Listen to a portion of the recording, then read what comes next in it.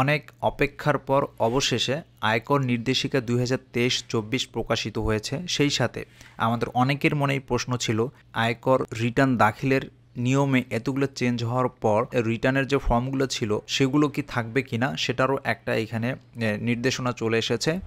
আয়কর রিটার্ন দাখিলের জন্য দুইটা নতুন ফর্ম করেছে, আইটি ঘ 2023 আর আইটি 11 গ 2023। এই দুইটো ফর্মে আমরা রিটার্ন দাখিল করতে পারবো। সেই সাথে এনবিআর এর ওয়েবসাইট যেটা এতদিন বন্ধ ছিল সেটাও কিন্তু এখন ওপেন হয়ে গিয়েছে। সো আপনার এই লিঙ্ক থেকে, আপনার এনবিআর এর ওয়েবসাইট থেকেও, আমি লিঙ্কটাও ভিডিও ডিসক্রিপশনে দিয়ে দিব। এটা হলো আইটি ঘ 11 এক পাতার ফর্ম। কারো যদি ইনকাম 5 লাখের নিচে হয় বা যদি পরিসম্পত্তি 40 লাখের নিচে থাকে বা কোনো মোটর যানের মালিক না হন বা এই কন্ডিশনগুলো মেনটেন করলে আপনার এক পাতার খুব সহজেই এই আইটি ঘ 2023 ফর্মটি দিয়েই আপনার কিন্তু রিটার্ন দাখিল করতে পারবেন এখন থেকে।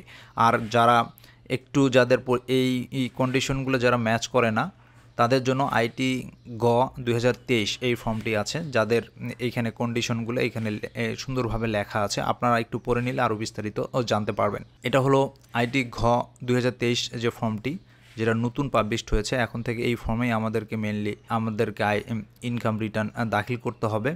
আর যাদের একটু বেশি তারা এই যে এই ফর্মটি আছে এই ফর্মটি তারা ইউজ করতে পারবে। ঠিক আছে, আইটি গ 2023 ফর্মটি। ঠিক আছে, এই ফর্মটি হলো আরেকটি নতুন ফর্ম হয়েছে এইবার। এটা হলো প্রথম পেজ, এটা হলো দ্বিতীয় পেজ, এটা হলো তৃতীয় পেজ, এটা হলো চতুর্থ পেজ। তফসিল 1, ভাড়া থেকে যদি আয় হয় সেক্ষেত্রে তফসিল 2 আছে এখানে। তারপর কৃষি থেকে যদি আয় হয় তার জন্য তফসিল 3 আছে। তারপর যদি ব্যবসা থেকে আয় হয় তাহলে তফসিল 4 আছে। বিনিয়োগজনিত কর রেয়াতের যে নিয়মগুলো আছে, কোন কোন খাত থেকে রেয়াত পাওয়া যাবে সেটা এখানে আছে। জীবনযাত্রা সংশ্লিষ্ট ব্যয়, মেনলি এটা হলো আগে যে আইটি গ 11 ছিল ওইটারই একটা এখানে একটা আপডেটেড রূপ আমি বলতে পারবো। তো সবগুলোই এখানে এই ফর্মটিও আপনি ডাউনলোড করে নিতে পারবেন। সো এই যে নতুন নিয়মের যে ফর্মগুলো আসলো এবং এখানকার যে নিয়মের যে পরিবর্তনগুলো হয়েছে সেই অনুযায়ী কিন্তু আমরা আমাদের যে এক্সেল ছিল, অটো এক্সেল ক্যালকুলেশন যে ফর্ম বা যে সার্ভিসটা আমরা দিয়ে থাকি সেখানেও কিন্তু আমরা চেঞ্জ করেছি আপনাদের সুবিধার জন্য। আপনারা অটো এক্সেল ক্যালকুলেশন করতে পারেন এবং আমাদের ওয়েবসাইটে এই ফর্মটি আছে, আপনারা ডাউনলোড করে নিতে পারেন। আমরা এখানে সব কিছু আপডেট করতেছি নতুন নিয়ম অনুযায়ী। আর যারা আগের আমাদের ইউজার আছেন, যারা আমাদের ওয়েবসাইট থেকে আগে ডাউনলোড করে নিয়েছেন, তারা ফ্রিলি আবার লগ ইন করে নিয়ে সেখান থেকে আবার ডাউনলোড করতে পারবেন যে নতুন নিয়মের যে ফর্মটা, যে এটা হলো ক্যালকুলেশন ফর্ম। এবং এখানে আবার আইটি ঘ 11 যে ফর্মটা আছে, নতুন যে ফর্মটা হয়েছে সেটাও আপনি এখান থেকে আমাদের ওয়েবসাইট থেকে পেয়ে যাবেন। তাহলে এখন আমরা দেখে আসি কি পরিবর্তনগুলো হয়েছে, তার কিছু আমি আপনাদেরকে বর্ণনা করার চেষ্টা করছি যে চেঞ্জগুলো হয়েছে। এখানে মেজর একটা চেঞ্জ আমার কাছে যেটা মনে হয়েছে, সেক্ষেত্রে চাকরি হতে আয়ের ক্ষেত্রে ষষ্ঠ তফসিলের অংশ 1-এর দফা 14 এবং দফা 27 প্রযোজ্য হবে। ঠিক আছে, চাকরি হতে আয়ের ক্ষেত্রে আমরা যদি এই দুইটা দফা একটু দেখে আসি, এই অংশ 1 এক্ষেত্রে যেটা বলা আছে দেখেন, এই নিয়মগুলো এখন কিন্তু প্রযোজ্য হবে।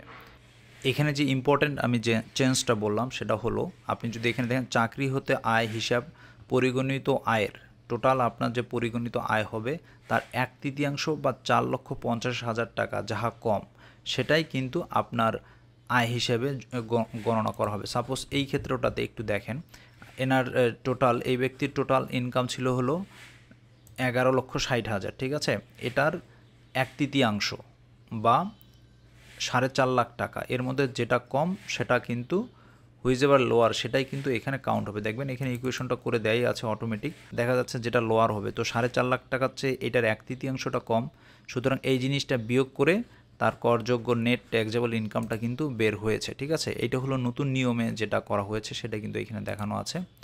আমি আসলে প্রত্যেকটা সেগমেন্টের প্রতিটা ক্যালকুলেশন নিয়ে আলাদা আলাদা ভিডিও করব। আপনারা একটু আমার চ্যানেলে সাবস্ক্রাইব করে যদি সাথে থাকেন তাহলে ফ্রিলি আপনি এই জিনিসগুলো শিখতে পারবেন, আপনাকে আলাদা কোনো ট্রেনিং করতে হবে না। তারপরে এখানে আরেকটা যে ইম্পর্টেন্ট চেঞ্জ আমি দেখেছি সেটা হলো যে এখানে হলো মোট আয়ের উপর আরোপযোগ্য কর। আগে যেখানে এখন 3.5 লাখ টাকা পর্যন্ত এটা শূন্য করা হয়েছে, এখানে একটা চেঞ্জ আমরা দেখতে পারতেছি। এখানে যারা 65 বছর ঊর্ধ্ব বা মহিলা করদাতা তাদের জন্য এটা হলো 4 লক্ষ টাকা পর্যন্ত শূন্য করা হয়েছে। এই একটা চেঞ্জ হয়েছে, আগের চেয়ে 50 লাখ টাকা করে করমুক্ত আয়ের পরিমাণ বাড়িয়ে দেওয়া হয়েছে। বা তৃতীয় লিঙ্গের জন্য সেটা করা হয়েছে হলো 4,75,000 টাকা। বা কারো এইখানে একটা ভালো একটা চেঞ্জ, এইটা হলো ইম্পর্ট্যান্ট একটা চেঞ্জ হয়েছে আমার মতে, যে আগে আমরা যেমন বিনিয়োগজনিত কর রেয়াত কতটুকু হতো, আগে যে নিয়মটা ছিল সেটা সম্পূর্ণ চেঞ্জ হয়েছে। এখনকার যে নিয়মটা হয়েছে সেটা হলো আপনার যে করযোগ্য যে আয়টা আছে তার 3% হিসাব করা হবে। তারপর আপনার যে বিনিয়োগজনিত যেটা আছে সেটার দেখা হবে যে 15% এবং 10 লক্ষ টাকা, এই তিনটার মধ্যে যেটা সবচেয়ে কম হবে সেটাই হবে আপনার বিনিয়োগজনিত কর রেয়াত। ঠিক আছে, এটা আমাদের এখানে একটু আমরা সুন্দর করে বুঝিয়েছি। এখানে দেখেন যে 3% অফ টোটাল ইনকাম। ঠিক আছে, যে এনার যে টোটাল ইনকামটা ছিল তার 3% বা 15% অফ টোটাল ইনভেস্টমেন্ট, উনি যে টোটাল ইনভেস্টমেন্ট করেছে তার 15% বা হলো 15 লাখ টাকা। ঠিক আছে, রিবেটের পরিমাণ এই তিনটের মধ্যে যেটা লোয়েস্ট, তো দেখা যাচ্ছে যে যেটা লোয়েস্ট সেটাই কর থেকে তার যে রিবেটটা পাবে। ঠিক আছে, এই একটা বড় একটা চেঞ্জ এসেছে আমার মনে হয় রিয়াতের ক্ষেত্রে, রিবেটের ক্ষেত্রে।